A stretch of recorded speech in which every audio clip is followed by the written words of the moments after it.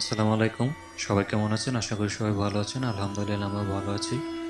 তো অনেক ভয়ানক একটি গল্প নিয়ে আসছি আপনাদের মাঝে। তো সবাই গল্পটি উপভোগ করবেন। তো চলুন শুরু করা যাক। ঘটনাটি যতটা ভয়ে তার থেকে বেশি রহস্যময়। যদি কারো কাছে এর ব্যাখ্যা থেকে থাকে তাহলে অবশ্যই কমেন্টস জানাবেন। রাত 11:30 বাজে। বাড়ি পৌঁছাতে সম্ভবত 12টার মতো বেজে যাবে। পা বাড়াতে লাগলাম জোরে জোরে। আকাশে মেঘের আনাগোনা। আজ সারাদিনই বৃষ্টি হয়েছিল।